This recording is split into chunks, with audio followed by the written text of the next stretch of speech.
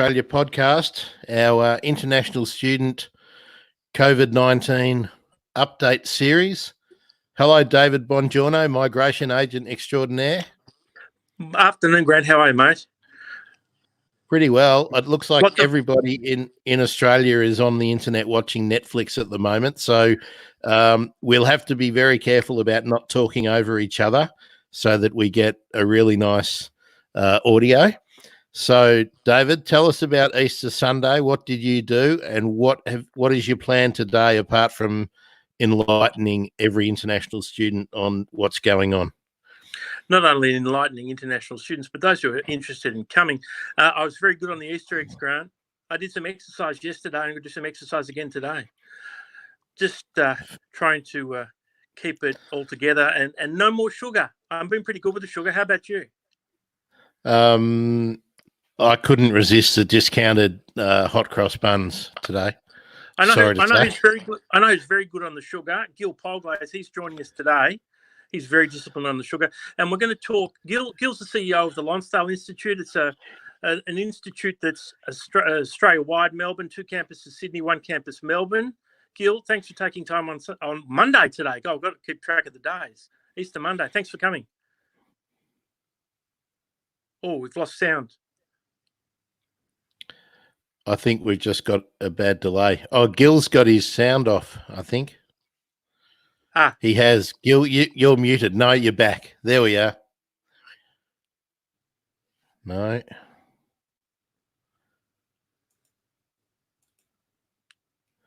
No, we're not getting any love from Gil for some reason. Gil, jump. Oh, there we are. That sounded like something. Gil, just jump yourself out of the stream and then pop back in if you like. That might help. Those still listening who haven't flicked to another option. Yesterday we talked about the deep pockets that the universities have and what they are and what they will be providing to international students who've lost jobs or had reduced hours and are suffering financially while studying in Australia. With Gil, we look to see what the private sector is doing. Gil, can you hear us now? I can. Can you hear me? Oh, that's a great line. That's a great line. Good. So yesterday, mate, we went around the country. We went Charles Darwin, University of Queensland, University of Sydney, Monash, University of South Australia, looking at what is available for domestic and international students in the university sector. Today, we thought we'd talk to you about what's available in the private sector. Absolutely. From our point of view, as we were talking just a little earlier, we have shifted our face-to-face delivery to 100% online, and that's with essentially a different timetable, a different approach, given that the face-to-face interaction is just impossible at the minute. So we have 1,600 odd students at the moment undertaking majority of them undertaking their studies online. Some have decided to go home. Some have decided to stay in the country. However, we're delivering as best we can, to those students under quite trying conditions. I think it's worth remembering that none of these qualifications and courses, particularly in English, have been designed for 100% delivery. As a provider of education to overseas students, we're restricted to delivering no more than a third online, with 2/3 face-to-face in every delivery term. However, ASQA has been very, very good in essentially advocating for providers to maximise the support that is on offer to international students at this stage. And that means providing them with whatever mechanisms possible to still deliver their education, albeit from, that is 100% online. In terms of that support as well, from our point of view, and most providers in the market that I'm aware of, all of us have provided fee relief to our students, and that is that there's an acknowledgement, obviously, that many of them have lost their jobs. Those that do have employment, there's a great degree of uncertainty around what is going to occur going forward.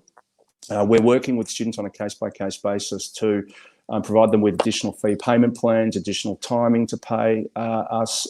We will accept lower amounts than what they presently have to pay us under the traditional payment plans that we enrolled them in previously. And don't forget that the product the students have purchased, which was the qualification, was a large part of that was the face-to-face delivery, obviously. Now it's through no fault of anyone's at the moment, it's all 100% online. So there's a recognition from us that the product is different, therefore we've provided a discount in many, to every student actually, that's studying with us in an online environment for as long as it's going to take. Sorry, you go. We're talking to Gil Polglaze. He's the CEO of a national private college, the Lonsdale Institute, campus in Melbourne, 2 campuses in Sydney. Gil, that's a very benevolent gesture, your fee reduction. Is that something across the board with all the private providers? Are they all providing discounted relief? I'd say the majority of them would be, for sure. I think it would be difficult for them to retain their numbers of students if they were not adopting that type of a practice, to be honest with you. I can't speak for every single provider clearly, but the ones I've spoken to, the education agents I've spoken with over the past couple of weeks, generally the indications are that most people are providing some sort of relief for international students. And really trying to just settle them down. They're very much, as you know, the meat and sandwich here. They don't qualify for any of the allowances and financial initiatives that citizens and permanent residents would. And as the Prime Minister pointed out, recent international students have to show, is it 25,000 Australian dollars for the first 1 year of study to support themselves. But after that, pretty much they're on their own.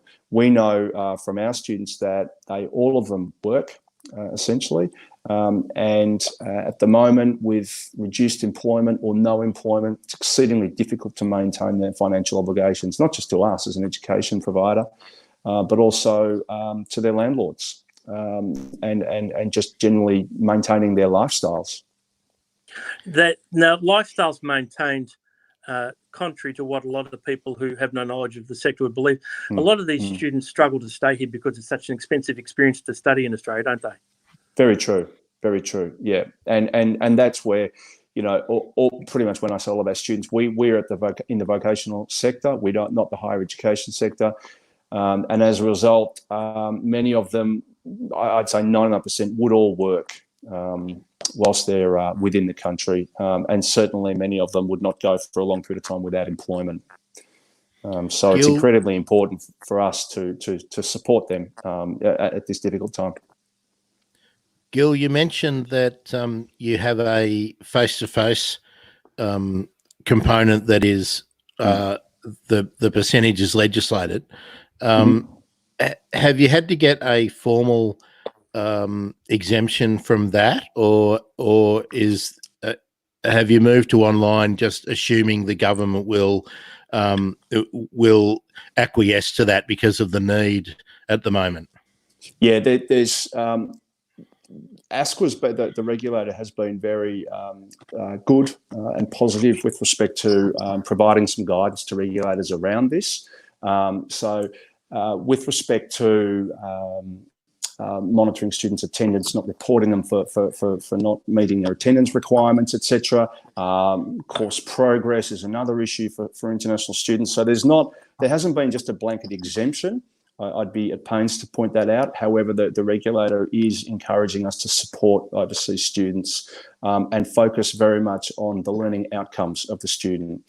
So, and that's what we've tried to convey to our teaching staff as well. Albeit, it's you know, it is challenging to deliver a qualification through Zoom to students, you know, on a mass scale. So yeah. Sorry, bearing in mind that you have attendance checking responsibilities, and you can't speak for all colleges, obviously, Gil, but how what would you be telling any student that's checking us out now or listens in the next few days? How do they need to ensure that the college is aware that they are using the materials or still still undertaking learning, which I guess is what they need to do. Yeah, and that's a really good point. I know from our point of view, we're still taking attendance. We're still checking with students to ensure that they are logging into Zoom and actually downloading a recording of any delivery presentation that is provided on a weekly or daily basis. And so from that point of view, we're still maintaining the support with them. Other providers, I would imagine most would be doing the same. I think if providers are not checking in with students, I think that's a massive concern.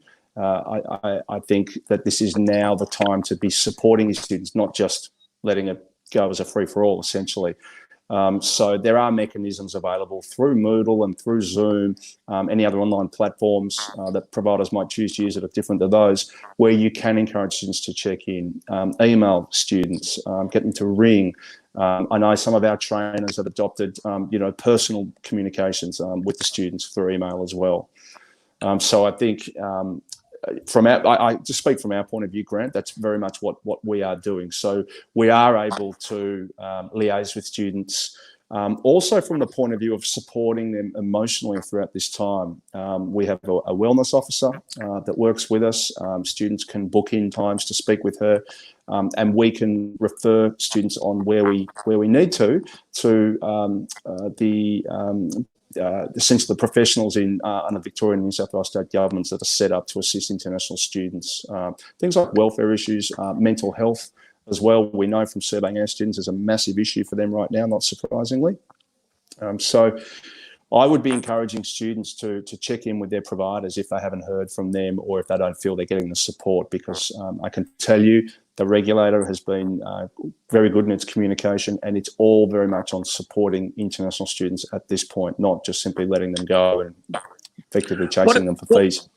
Gil, what are the big challenges moving for you as a provider, but also for the students to adapt from 1/3 online to 100% online from your perspective? And what's the feedback from students? Are they struggling with the change, or because they're young and IT savvy, they're adapting with no issues? I think some will definitely adapt to the change. It would also depend on what you're learning. I'm no teacher, but I know from talking to our teaching staff, I think delivering ELICOS, English language studies, through the internet, through Zoom, is incredibly challenging, versus say a qualification that might go for 6 or 12 months. Where the level of attendance and intensity might not be as great as what it is for ELICOS, for instance. We certainly have had some students that have had some difficulties in the first week adapting to this, as we all have. I can't imagine there'd be too many providers out there who tell you it's all gone swimmingly for the first week or two. There are challenges faced with how you adapt, how you can use technology to provide instruction in these qualifications and courses that was just not there for a lot of providers 5 weeks ago, 4 weeks ago. We've had to adapt very, very quickly in order to ensure we are supporting students while still maintaining social distancing compliance measures. Fairfax talked yesterday, Sydney Morning Herald, The Age, about new online courses to help with financial solvency for universities and private sectors. These courses, they're all online, 100% online. Are they new courses, or are they courses that have already been approved, endorsed, and been adapted for online? I think there are going to be 2 new qualifications established. And this is only just been announced.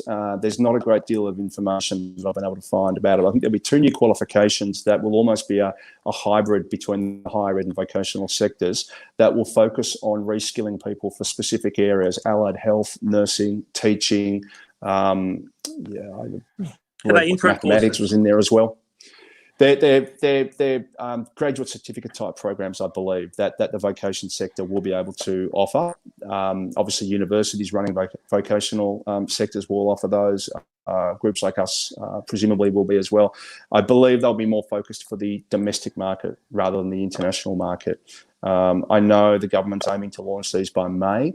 There's not a great deal of information. For instance, at the moment on the ASCL website, there's not a great deal of information on this at all. In fact, there's none. Just checking prior to coming on with you guys today. So I would imagine in the coming days, there's going to be more detail provided around what these are. There's also going to be additional, there will be fee relief provided to providers as well from the regulator point of view, from the regulatory point of view. So certain fees associated with regulatory activity will be refunded, I'm under the understanding of. And as well, those students that have loans to study for higher education will have some of their, the providers will have some of the fees associated with maintaining those loans waived and refunded. Are there, courses, two brand new courses by May online. Are there any qualitative issues in such rapid course creations? A course takes a long time to create, doesn't it? I'd imagine there'd be significant qualitative issues, and particularly those associated with 100% online delivery. So again, I'm not entirely sure how all that's going to be worked through and established. But I believe the focus of the government's going to be on reskilling, retraining, upskilling people, as many people as possible straight away. I think they're talking about 20,000 people initially coming into these types of programs. We know from our point of view, we are 99% of our revenues from overseas students, but this will be an opportunity for providers like us to also enter the domestic market as well. Is that a common mix with private providers to have such a high portion of international students? I think for us, not ever having any government funding registration available for for domestic students, I'm not sure how many providers. Perhaps we're an anomaly the last few years. Many providers would have had national students as well as international students. I would imagine, though, they'd probably have more international students than they would domestic. And I would imagine that would have swelled probably under the vet fee help programs in the past few years that have since been tightened up and abolished, actually. People who are listening, give them an idea of before Corona, where people were coming from. Where do the vocational sector international students typically come from? The big areas. Yeah, sure. So you've got the more populous regions of China, clearly, and then the entire subcontinent. From our point of view, we have placed very heavy marketing emphasis on countries within Europe, Greece, France, Italy, Spain, to name a few, and more recently Mexico, and then down in South America, Brazil, Chile, Peru, Colombia, and then across on the Asian side, Japan and Korea are probably the primary markets for us. And we've made those, we've chosen those markets very selectively, with a view to ensuring that if a student does apply for a visa to study, an overseas student visa to study with us, then they have a very high probability of obtaining a visa based on their selection with us. So we're not about the numbers game, essentially, that perhaps some providers are. A lot of people don't understand it's actually quite difficult to get a student visa to this country from those areas, isn't it? It is, yeah, absolutely it is. But it does work very it works very closely with the actual provider itself. We, as of this month, we heard a confirmation from our friends at Department of Home Affairs that we're an assessment level 1 provider now, which means that the number of it means the number of visa refusals we have been exceedingly low, and our evidence rating is below 1. Which means, in a nutshell, that the financial requirement for students coming in and applying for a student visa based on on an enrolment with Lonsdale Institute means that those financial requirements will not be as stringently looked at as what they would be for a provider that is anywhere from a 2 to a 3 in terms of assessment level. That would put you in the same level with the group of 8 universities, would it not? It has, yes. Excellent. It has. Excellent. Yes. Yeah, so from our point of view, that just means we don't then pivot and chase those massive markets. We just stay within the same markets. We work with our same agents and partners, the same student profile. We'll be bringing them in and ensuring, and where we can, that those GTE requirements, are genuine temporary requirements, are met by everyone that we put forward. How is this? I mean, it's early days yet, and we don't know when international students will be allowed to return to Australia to study. How has this changed your future marketing goals? It's substantially changed them. The impact of the borders being closed means that our offshore market's completely, I won't say dead, it's paused until such time as the borders are open, which means we now, along with every other provider in the country, are focused on the onshore students, of which there's anywhere from 550 to 570,000 across all sectors: secondary, cost, vocational, and higher ed. So, have students coming in, these are going to be under pressure. We've lost you, Gil. You there? Revenue's under pressure. Grant? Everything is essentially under pressure. Can you hear me? Sorry, I just lost you for a second. Yep, you're there. Can you go over those numbers again, Gil? Yeah, sure. I believe there's anywhere from 550 to 570,000 overseas students in the country right now. Those numbers are spread across secondary education, vocational, ELICOS, and also higher education. So without having the supply of new students coming into the country, providers are going to be essentially working, adjusting their marketing and sales strategy to focus on the students that are onshore, keeping those students in class, keeping them supported all the way through. But it's critical, as you both know, that we get the borders open once it's deemed safe, and we get students coming back into the country, because the flow-on effects for the economy, not just as a provider like us in our market, in the billions of dollars a year. Gil, so sorry, Gil. Just taking that point up a little bit, and this is really the main question that I've got about this whole issue. Is the international market going to bounce back if the government doesn't step up now and do more to support those students who are here?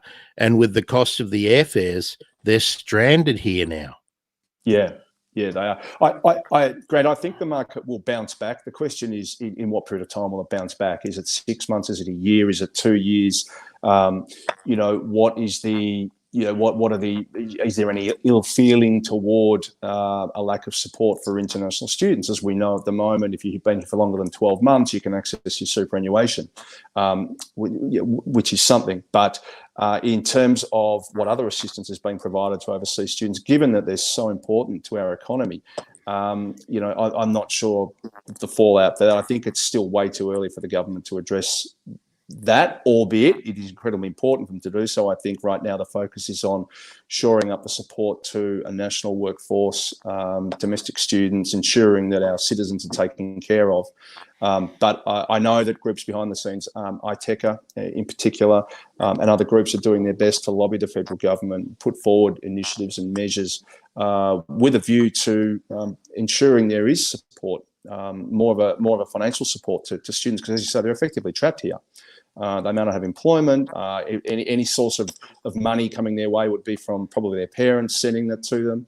The superannuations rate can be accessed, but to what is that worth to a student? I mean, if they've been here 1 year, they're not going to have a lot of super to draw on. No, they won't. I think what will happen, those that do choose to stay, I think we get to a situation where, depending on the success of flattening the curve being maintained going forward, various sectors of the economy will be allowed. I think social isolation will be eased, and let's say you might have a situation where possibly you get some more hospitality and retail venues being given the green light to open, which would mean then that potentially there could be additional jobs available. So you're getting overseas students moving into those markets as well from an employment point of view. I think that's something that's going to be very important to support them. as well, because as we know, many of them are working in hospitality, retail, cleaning. We know in Sydney and also in Melbourne, there's a lot of them working in construction as well. And obviously construction's been deemed an essential service here, so there's still work going for anybody in the construction industry. David, I thought you were leaping in there, David. Gil, you've articulated the cause and explained everything in a fantastic, clear, concise fashion. I suppose one of the things that concerns me is, do you think those students who are in a position to stay on and do further study, as opposed to applying for a tourist visa to stay here because they can't go home, they have the funds, do you think the genuine temporary entrant criteria will become an issue, or do you think the government in this circumstance will relax it? I don't know. I think they'll probably keep it business as usual, but that means people studying, people who want to study could potentially miss out on courses you offer or other private providers offer. Yeah, it's a difficult one. I'm not sure. I'd imagine the requirements for GT would remain the same. I think so. Yeah, and I think that with respect to the costs associated with the visas, the processing times, all the rest of it, there's possibly be some movement there. But to what extent that helps retain students on shore and support them, I'm just not sure. But all I know is that from our point of view, we still definitely want all the students still here. Many of them want to be here. And I can tell you anecdotally as well, we've heard from more than one of our agents now, there is still